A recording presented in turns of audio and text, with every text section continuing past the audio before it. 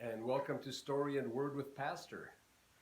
Some of you who have been in the farming scene for a while will definitely recognize the last name of Cyrus and Nettie, the story I'll be telling you about today. Their last name is McCormick. And Cyrus, McCormick's father, is the one who dreamed of inventing a machine to harvest crops. He tinkered for years, but it was Cyrus who became famous for inventing what was later known as the reaper. Cyrus went to Chicago at the age of 38 with $60 in his pocket to open his factory. By age 40, he was a millionaire. He met a young lady from New York named Nettie Fowler. Nettie was striking, tall, graceful, with shining brown eyes.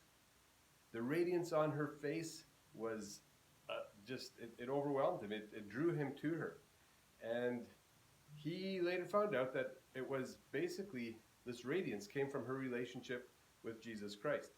They fell in love. They married on January 26th of 1859, and Nettie was 26 years younger than Cyrus was.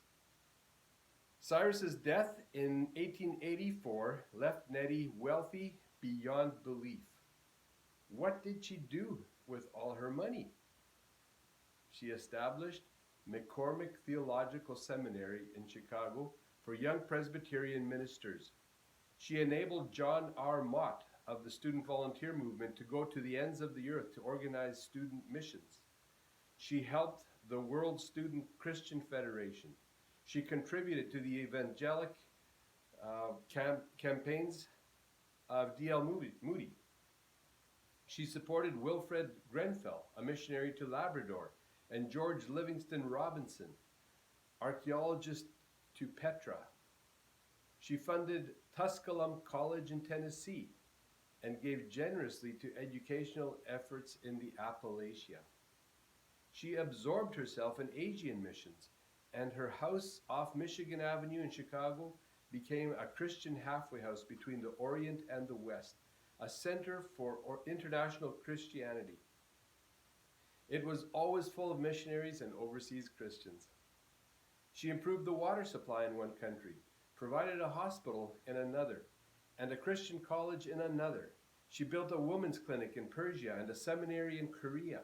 She sent agricultural machines to India. She did this all in the name of Jesus Christ, and she never thought of herself as a great giver. Others she felt did more.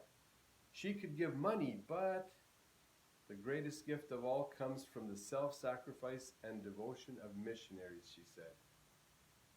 You can tell where people's hearts are by looking at their check stubs. I know you've probably heard that saying before, and I think there's a lot of truth to it. How we spend our money really does speak as to where our values are, where our heart is. So as we look at this story today, let's just double check. By using that standard, by using that as a gauge. Where does most of our money go to? What are we saving money for? What are we trying to save money for, get enough money for to spend it on these days? What if that is what is reflecting in your heart? Would you be satisfied with that? Or are there some changes that you would make?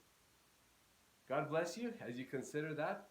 And, and also consider this beautiful example that Nettie set for us. Bye-bye.